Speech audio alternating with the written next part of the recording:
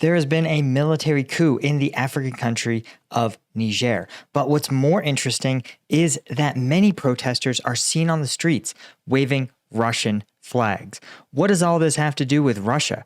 Well, I'm Paul, U.S. Army combat veteran, and we are going to be breaking down just what's happening in Niger, give you a primer on the coup, and more importantly, try to figure out why and what this has to do with Russia. Let's get into it.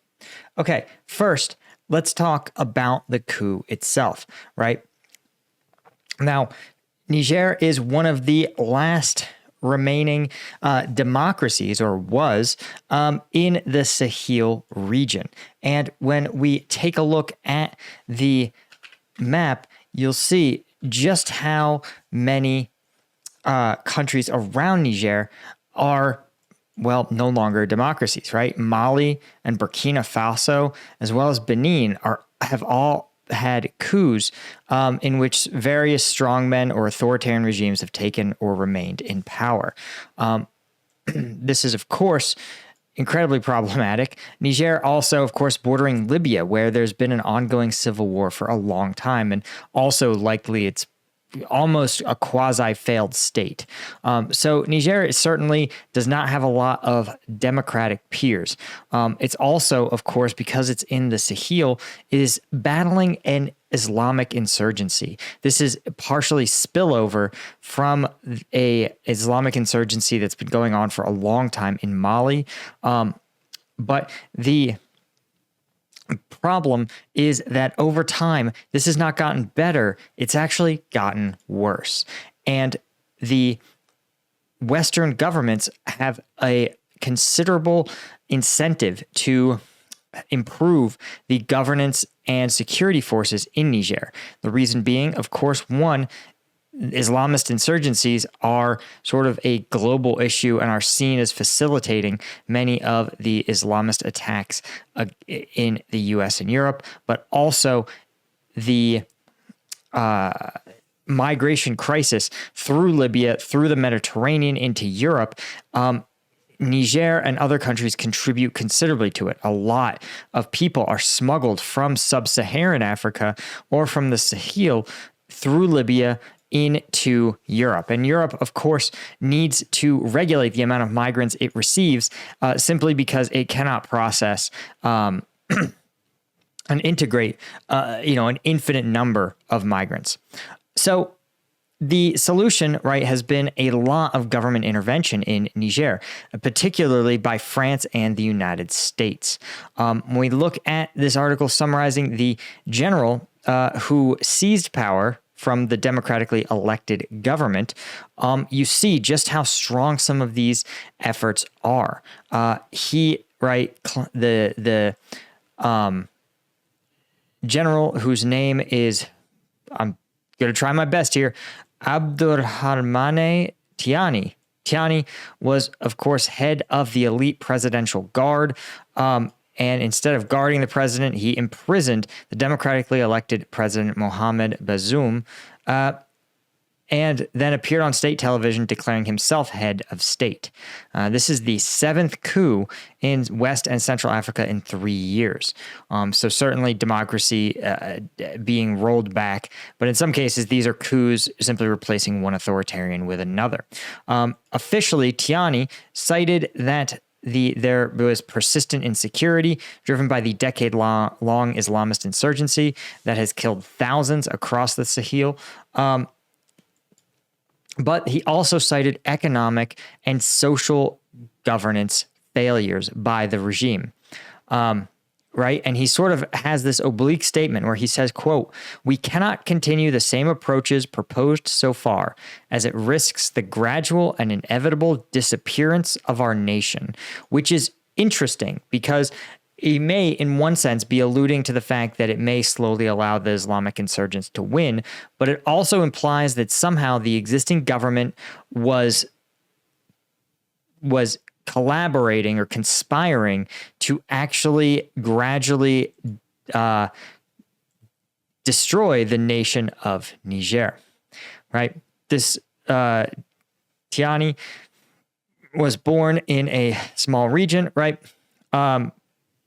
which has seen actually some of the worst fighting in this insurgency. But what's interesting to me is that according to one document, he has received training in France, Morocco, Senegal, and the United States, where he attended the College of International Security Affairs at Fort McNair, actually just in downtown D.C. He was also a commander and observer for the UN forces during conflicts on the Ivory Coast, Democratic Republic of Congo, and Sudan. And so I point this out because this general is clearly someone who has received a lot of training from the West. And when we look at sort of why, it becomes kind of apparent, right? The U.S. has around 1,000 troops in Niger. It also, in the past 10 years, has spent about $500 million supporting the government of Niger, but specifically supporting the security state in their fight against the Islamist insurgency. France has done something similar, right? Having around 1,000 troops or 1,200, and also supporting both the efforts of the Mali or the Nigerian government to combat these Islamist insurgents. The problem is that what they seem to have done is made the most powerful institution in the country be the military. And so it, of course, logically follows that when you have a military that's more powerful than any governance structure, you're going to end up in these sort of situations. And you have to think that the average person in Niger, right? The GDP per capita is extremely low, right? We're talking about $500 a year. So that $500 million expenditure by the United States, and remember, that doesn't account for hundreds of millions of dollars of loans going to Niger. It's really, if you are a Nigerian citizen, I don't know if that's the right term, but you have to think that imagine receiving hundreds of millions of dollars in foreign aid, and this is the GDP per capita in a country that's already incredibly impoverished, right? A life expectancy of just 61 years of age, right? Contrasted to Nigeria, that has literally 4 times the GDP per capita. And so I say that, right? And let's look at the average salary in a given year. The average salary for, okay, this isn't helpful. They earn a blistering 4 million ZOF per year. That doesn't really help. It's around $75 a month is what this looks like. So again, I say this because the West becomes so fixated in some ways. Again, I'm not out here supporting a coup, but yes, it is bad when the military takes over a country. But it is worth noting that many stories have reported large numbers of pro-coup protesters. So you can see pro-coup protesters are out in the streets in force in many cities, stating their support for the military. And you can also see that they are attacking the French embassy. And this is, of course, important because if your problem is with the government and their ineffectiveness against the Islamists, why would you need to attack your allies in the fight against them, right? One of your biggest supporters. And I think that the reality is that part of this narrative is that the French and U.S. and Western governments in general have given a lot of money, the belief goes, to the current government of Niger, who has then stolen basically all of it and funneled almost none to the extremely impoverished Nigerians. And I think that is a source of primary frustration. I also strongly suspect that based on some of those statements, that there's a deeper conspiracy, a sense that the government is a puppet of Western states, that they simply get lots and lots of aid to do Western bidding. And in some ways, it's probably sort of true, right? This war against the Islamists is a priority for the West, and the government of Niger is certainly a considerable partner in it, but the Western governments it's easier politically for them to partner with a democracy as opposed to partnering with an autocratic regime. Nonetheless, I think this has collectively created this belief among the population that their continued poverty, the total ineffectiveness of the government and the West in fighting the Islamists, who have, by the way, like no support from a country. Like it's not like there's another Western power backing these Islamist insurgents. They just can't get rid of them. And so when you see that, you begin to lose trust in the government, especially, right? You can see they're burning the French flag. There's a real belief, I think, that the ousted government was one that was associated strongly with the French and Western powers in general. But here's where things get even weirder. Right? You can see a lot of Russian flags. There's one. Even in these initial shots, let's see if we can find the Russian flag. There's a Russian flag. There's a Russian flag. This is actually a fair amount of Russian flags that are being flown here. And you've got to ask yourself, well, why? First off, there's another Russian flag. It says some believe Russia would be a stronger ally in the regional fight against the extremists, but it seems sort of unlikely. I think there's a more basic mentality, which is, right? You see here, none of these individuals, this guy's statement doesn't say anything about Islamist insurgents, right? It says it's up to us, we're going to do what we want in Niger, we're going to do what we want, how we want. And I think this seems to be just indicative that the people of Niger feel that their government is partnering with the West and has some like quasi-colonial ambitions, and that Russia has historically supported a number of coups, insurgencies, liberation movements, whatever you want to call them, all the way dating back to the 60s.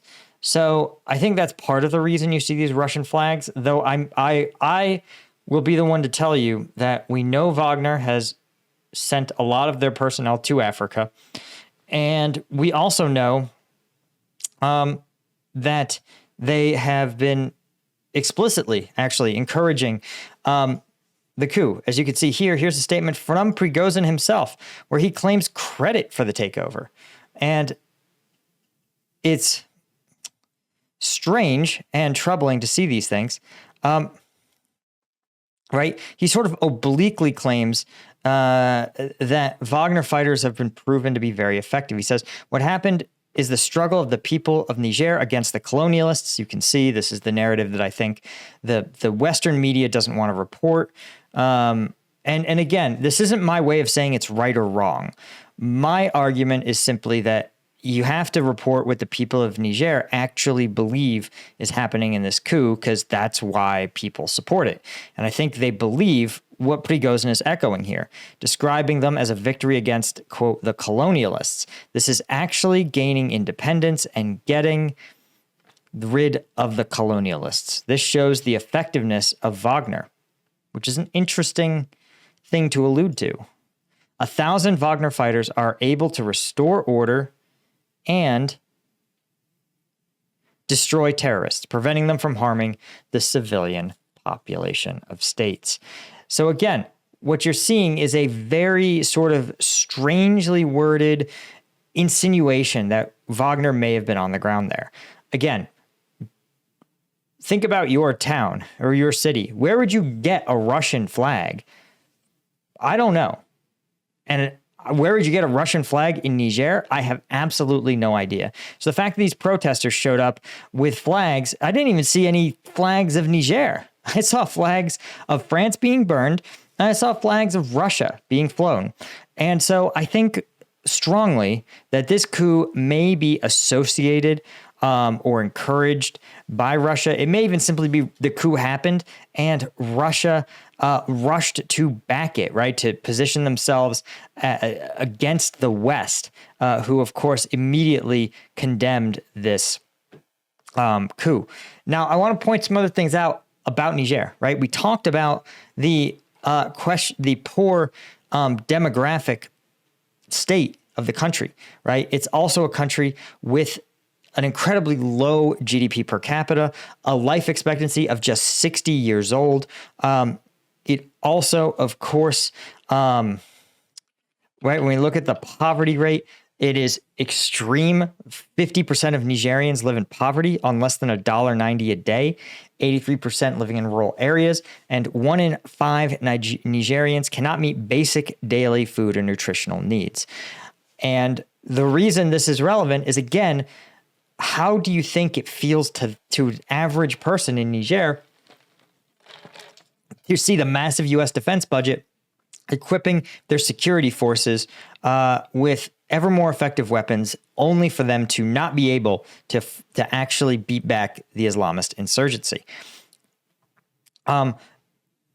Even right, it's going to the population's going to look, regardless of whether it's true or not, regardless of the good or bad intentions of the West, it's just a bad look to have 50% of your population starving, and spend hundreds of millions on efforts that are supporting the government, but don't seem to be actually filtering down to the people.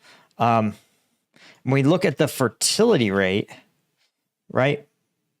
So Niger fertility rate. It has one of the largest in the world, almost 7 births per woman. And it's starting to fall, but you can see Mali has 6, Nigeria has 5. So you see the strong correlation where more economically developed countries end up with fewer children. And at 7 births per woman, right, the result is that something like 50% of Niger's population is under the age of 15. You have, again, these huge families that require tremendous resources.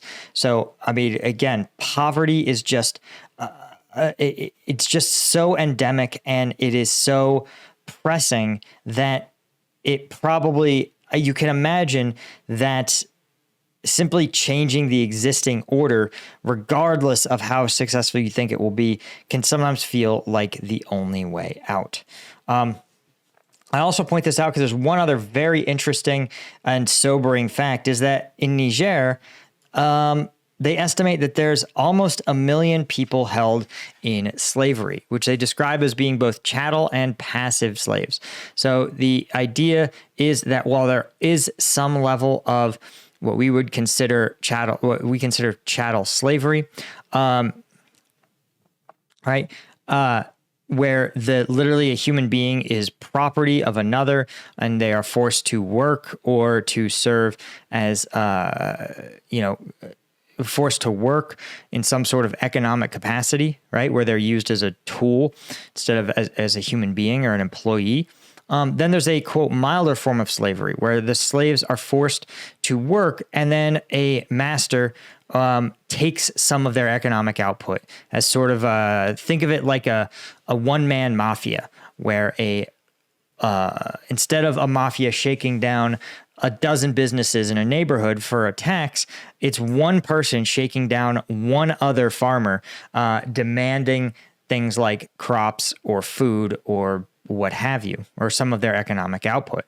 And then, of course, there's finally a form of concubinage involving the purchase of girls, these are minor females, to do household chores and as and other duties by their older male owners. You can infer what I'm talking about, but I'll get demonetized if I say it aloud. The point of this is that this is a tremendous number of Nigerians who are subject to this, right? And so it becomes absolutely, it's just hard to understate how, or overstate how incredibly desperate and impoverished the people of Niger are. And it's why these insurgents, it's believed, the thinking is that's a huge contributor to the insurgency. To see $500 million in this level of poverty, like sell your daughter to an old creep poverty, it feels like a slap in the face. And to see the ruling class of these political entities, even if they win elections ostensibly, it's hard for the people to see these things and believe that the West is a real, genuine partner and wants to see Niger develop. It just doesn't feel true. And when you have wealthier, more developed countries like Mali or Nigeria sliding into autocracy, it only makes sense that it appears that your democracy, your country is poorer, it has fewer human rights, it has an Islamic insurgency that it can't do anything about, and it has all these Western partners who are equally impotent to change the lives of the average Nigerian. When you see all that, of course, you're going to support just about any alternative to democracy. So I hope you guys learned something from this. I hope you got something out of it. Be sure to check out combatvetnews.com if you want to support the channel. It's where I review and analyze all the uncensored combat footage coming out of the Ukraine conflict.